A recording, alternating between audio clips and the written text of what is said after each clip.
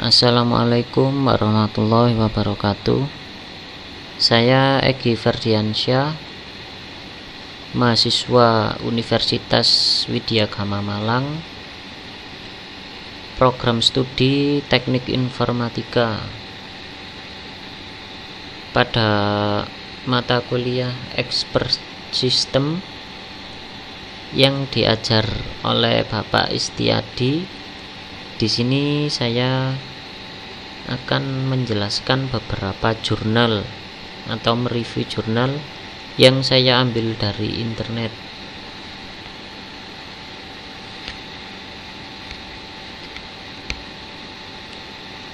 Yang pertama, tanaman palawija. Pertama yaitu menggunakan pendekatan forward chaining. Judul dari jurnal yaitu aplikasi diagnosa penyakit pada tanaman palawija menggunakan metode forward chaining dan certainty factor,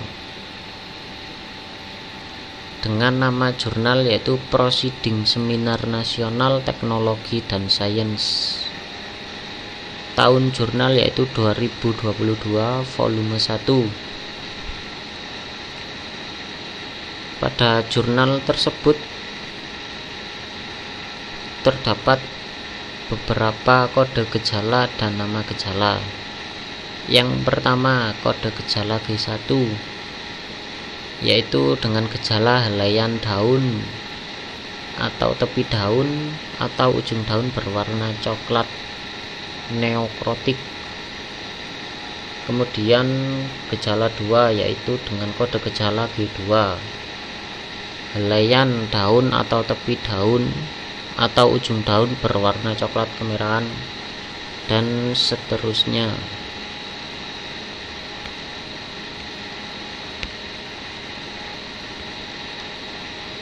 Dari beberapa gejala sebelumnya dapat didiagnosa beberapa penyakit, yaitu yang pertama hawar daun bakteri, kedua bercak daun Cercospora, ketiga busuk buah.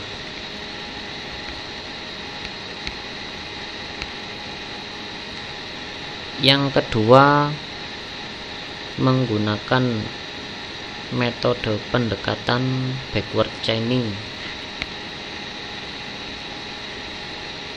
Jurnal yang kedua yaitu judulnya Implementasi Case Based Reasoning sebagai metode inferensi pada sistem pakar identifikasi penyakit tanaman jagung. Volume 6 nomor 1 diterbitkan pada bulan April 2018. Nama jurnalnya yaitu Technoif. Dari jurnal tersebut terdapat kode gejala dan nama gejalanya. Kode gejala G1 yaitu dengan gejala tanaman layu atau mati. Kemudian yang kedua tanaman normal, ketiga tanaman kerdil atau pertumbuhan terlambat, keempat tanaman kering, dan kelima daun kering.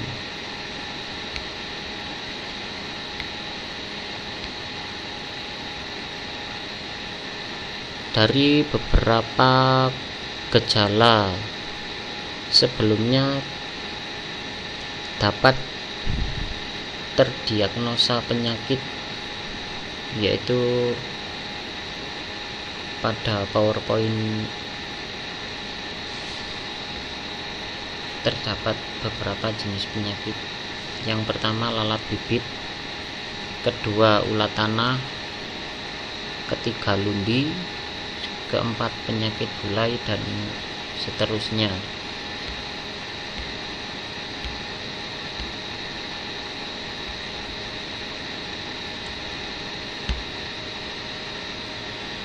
Setelah tanaman palawija yaitu yang kedua burung.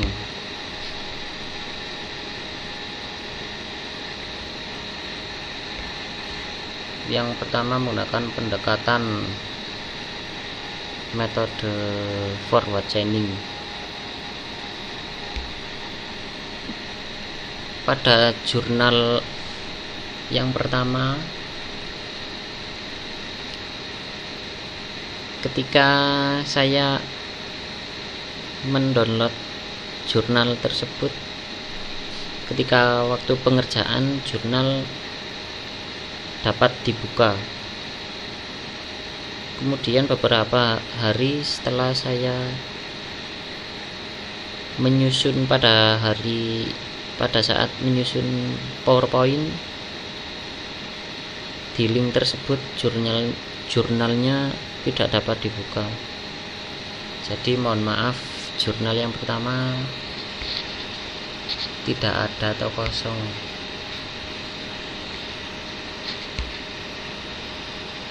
Yang kedua yaitu metode backward chaining dengan judul implementasi metode naive Bayes untuk diagnosa penyakit burung lovebird berbasis web. Terdapat beberapa gejala penyakit snot. Yang pertama, pada bagian mata sering mengeluarkan cairan. Kedua, burung lovebird sering menggosokkan mata. Ketiga, nafsu makan burung berkurang. Keempat, pada bagian kelopak mata akan terjadi pembengkakan berwarna merah. Dari gejala tersebut dapat diobati dengan yang pertama, sebaiknya burung dikarantina. Kedua, burung digerodong, kemudian pemberian antibiotik dan vitamin. Kemudian jangan diberi makanan kangkung. Kelima, makanan millet dan jagung saja. Kemudian pemberian air minum sedikit saja. Lalu bersihkan kotoran secara rutin setiap hari. Kedelapan, semprot burung lovebird menggunakan air rebusan daun sirih. Yang terakhir yaitu pemberian obat anti snot.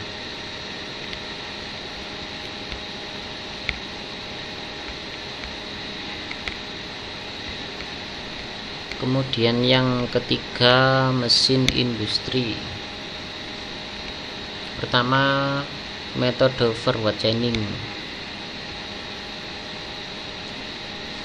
dengan judul perancangan sistem pakar diagnosa kerusakan mesin boiler Miura EH500F menggunakan metode forward chaining berbasis web.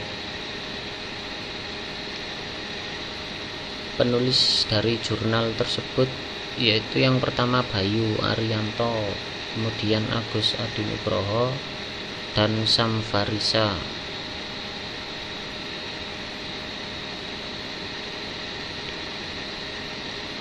Pada kerusakan mesin boiler, pada saat proses produksi akan mengganggu. Jika kerusakan terjadi pada saat proses produksi, maka proses produksi akan terhambat.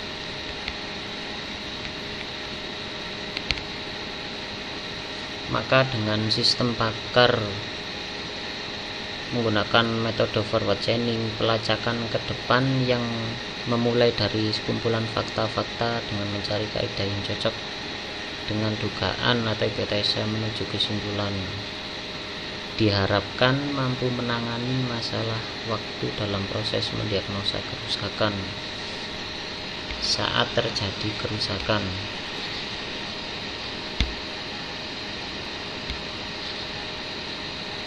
Kemudian yang kedua, metode backward chaining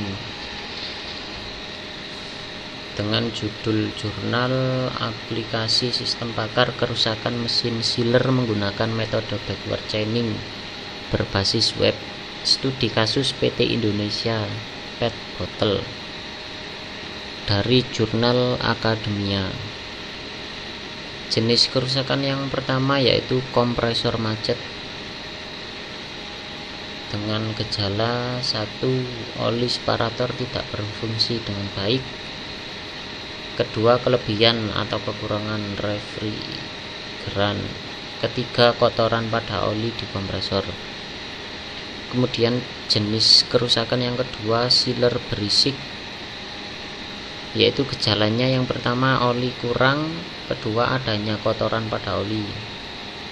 Kemudian jenis kerusakan yang ketiga kompresor terlampau panas atau terlalu panas dengan gejala volume oli kompresor berkurang.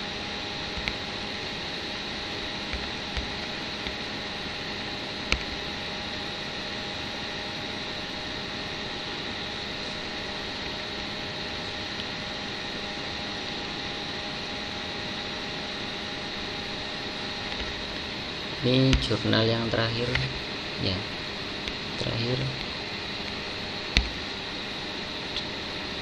demikian review jurnal yang dapat saya jelaskan.